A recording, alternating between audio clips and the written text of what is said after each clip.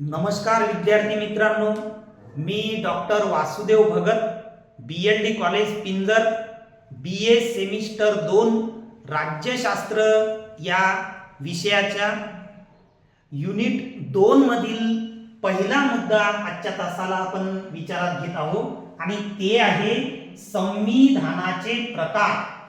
यापूर्वी आपण संविधानाचा अर्थ, व्याख्या, त्याचे महत्त्व लक्षात घेतलेले आहे, समजून घेतलेले आहे। आजच्या तासाला आपण संविधानाचे कोणते प्रकार असतात ते जाणून घेऊया। सर्वसाधारणपणे तुम्हाला माहित असेल की संविधानाचे 2 प्रकार असतात आणि एक म्हणजे लिखित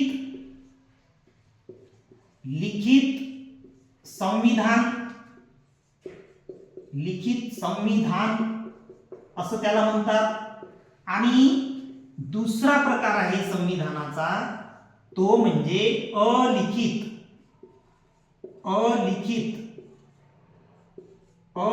संविधान। असे हे 2 मुख्य प्रकार आहेत संविधानाचे, लिखित संविधान आणि अलिखित संविधान।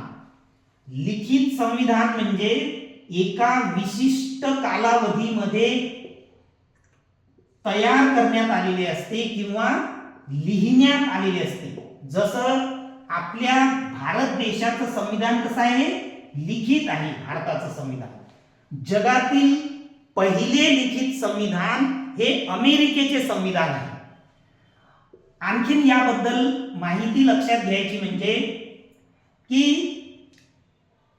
जे संविधान विशिष्ट कालावधीमध्ये ग्रंथाच्या रूपाने तयार करण्यात येते त्याला लिखित संविधान म्हणतात। म्हणजे एखाद्या कमिटीद्वारे, समितीद्वारे हे लिहिण्यात येते ते लिखित संविधान।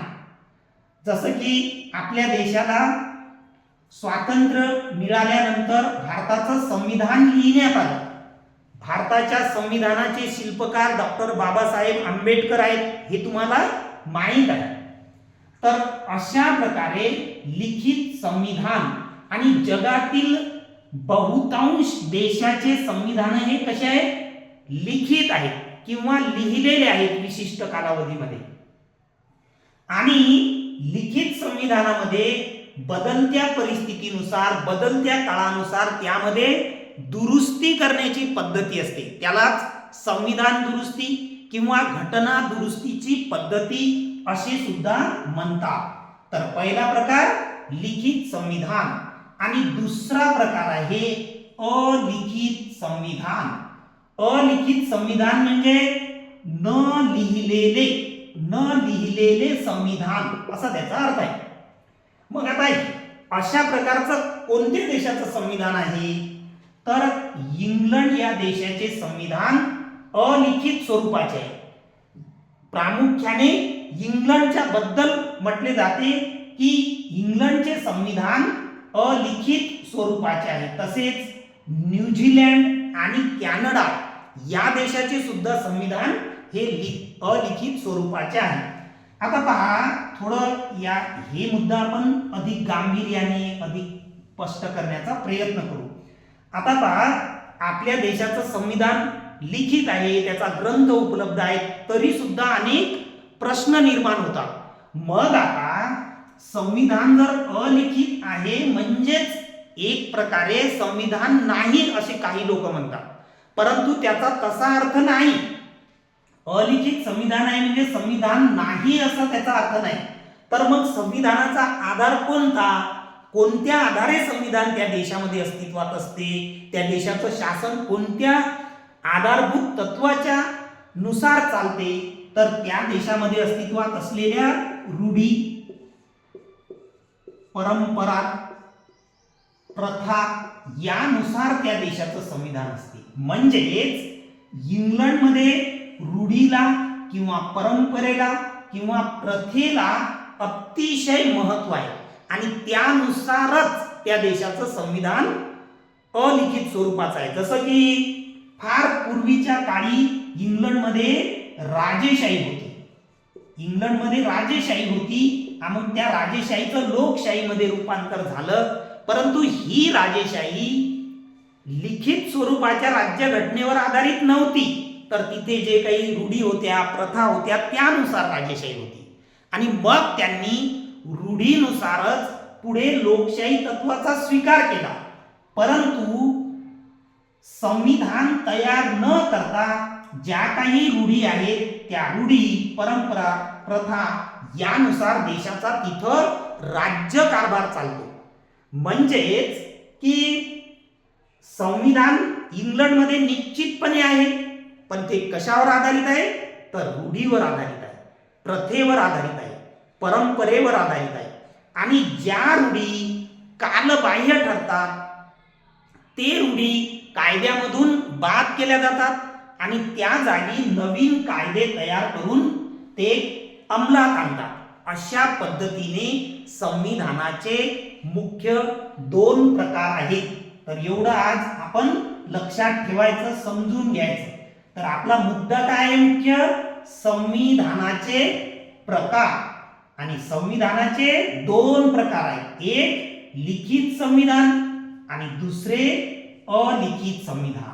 अमेरिकेचे जगातील पहिले लिखित संविधान, आपल्या देशाचे सुद्धा लिखित संविधान आहे. आणि आपल्या देशाबद्दल आणखीन जनरल नॉलेज मधून लक्षात ठेवायचं की जगातील सर्वात मोठे लिखित संविधान हे आपल्या देशाचे आहे. म्हणजेच जगातील सर्वात मोठे लिखित संविधान भारत या देशाचे आहे. आणि पुढे अलिखित संविधान. तर अलिखित संविधान म्हणजे न लिहिलेले संविधान, आणि ते आहे इंग्लंडचे, न्यूझीलंड आणि कॅनडा. आता आणखीन एक मुद्दा या प्रसंगी मी तुम्हाला सांगतो की इंग्लंडचे संविधान अलिखित आहे म्हणतात. आणि आता तुम्हाला पुढे अभ्यासाला राहील सेकंड इयर फायनलला, मग आपण कोणतं संविधान अभ्यासतो, मग काय अभ्यासतो? एका बाजूला असं म्हटलं जाते की इंग्लंडचे संविधान अलिखित आहे. आता अलिखित आहे म्हणजेच इंग्लंडचे संविधान एका विशिष्ट कालावधीत तयार करण्यात आलेले नाही, तर कसे आहे मग ते? विकास पावलेले आहे किंवा पूर्वीच्या प्रथेवर म्हणजेच रूढीवर, प्रथेवर, परंपरेवर आधारलेले आहे. मग आपल्याला अभ्यासाला इंग्लंडचे संविधान आहे, मग आपण काय अभ्यासतो? तर इंग्लंडचे संविधान ज्या रूढीवर, ज्या प्रथेवर आधारलेले आहे त्या प्रथांचं संकलन करून त्या संबंधीचा ग्रंथ तयार केलेला आहे. आणि त्यालाच म्हणतात, त्या ग्रंथाला इंग्लंडचे संविधान. जसं इंग्रजी भाषेमध्ये, मराठीमध्ये, विभिन्न राज्यात विभिन्न भाषेमध्ये इंग्लंडचे संविधान अभ्यासाला उपलब्ध आहे. मग तरी सुद्धा त्याचं पहिलं वैशिष्ट्य आम्ही तुम्हाला सांगतो, आणि ते म्हणजे इंग्लंडचे संविधान कसे आहे? अलिखित आहे. आणि अलिखित आहे म्हणजेच ते काही विशिष्ट वेळी तयार केलेले नाही, तर ते विकास पावलेले आहे. या अर्थाने इंग्लंडचे संविधान अलिखित आहे आणि आज सुद्धा तिथले संविधान अलिखितच आहे. मग अलिखित असलेल्या या आधारभूत प्रथांना, परंपरांना, रूढींना संकलित करून त्याचा ग्रंथ तयार केलेला आहे. एवढी माहिती आपण लक्षात ठेवायची. तर संविधानाचे 2 प्रकार, लिखित संविधान आणि अलिखित संविधान. ठीक आहे. तर या ठिकाणी आजच्या तासाला आपण याच ठिकाणी थांबू. आता आपण या संबंधीचे पुढील नवनवीन व्हिडिओ तुमच्या समोर येत राहतील. तर सर्व विद्यार्थ्यांनी हे चॅनल सबस्क्राईब करायचं आणि आपल्या वर्गातील विद्यार्थी मित्रांना हे चॅनल संबंधी, व्हिडिओ संबंधी माहिती द्यायची. आणि हे केवळ BA चा अभ्यासक्रम आहे असं नव्हे, तर ही संविधानाची आपल्याला माहिती आहे, म्हणून हे सर्वांशी संबंधित आहे. याची सुद्धा आपण सर्वांनी नोंद घ्यावी अशी तुम्हाला सूचना करतो आणि इथं थांबतो. धन्यवाद.